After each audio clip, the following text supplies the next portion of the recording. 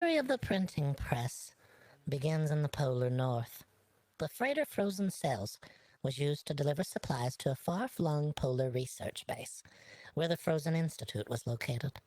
On the slippery top deck of Frozen Cells, a crew member called out eerily, "Who's there?" when they heard voices in the frozen fog crying, calling out. Stopped the other crew in their tracks. Soon enough, they heard it too. Enchanting voices, calling out not in sorrow, but in song. By the time they could raise the alarm, none of them wanted to any longer. Below decks, a sleeping crew member who would be on a late shift was awakened.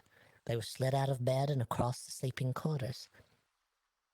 Just as the crew member made it halfway out the top side, the sails, sitting completely untended, whirled and snapped violently in the wind. The heeling of the ship was so intense the crew members, who were not already overboard, were dumped overboard. The crew member was awestruck with horror. The crew member had plugged their ears with rolled cotton to stop the loud crew from waking them and was oblivious to the sound coming from the ocean. But they knew in an instant what was happening. They were under the attack of the Iron's song. The mast seems authentic. Mass weakened by the whirling, forceful snapping groaned and gave way, crashing through the decks below, severely damaging the hull in the process. The crew member climbed into a dinghy, lowered it, and looked around as those nearby sickeningly dove underwater and disappeared into the now still blue abyss. The survivor rowed and rowed for hours in the frozen waters until they reached land. Staggering onto the frosty shores, they called out and collapsed. They had made it to the island of the Frozen Institute and would very soon be found. The same cannot be said for the Frozen Cells and her other crew. They drifted down, down, into the darkened depths below. The survivor decided to print a book to tell the tale of that horrendous day and use boards from the very dinghy they survived in to make this printing press behind me. Oh no. It is said the sea sirens placed a curse on that dinghy because they did not get the chance to clear the ocean completely that day.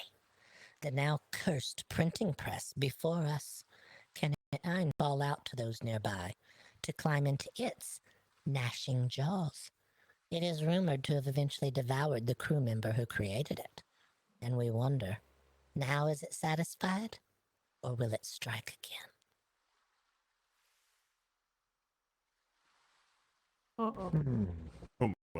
So it's just that printing press, right? Just this one, as far as we know.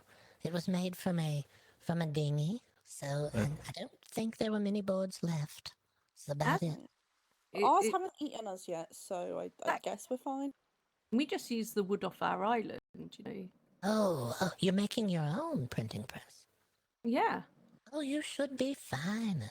If you're not using Perfectly recycled fine. wood, yeah, you're fine. Everything's all right.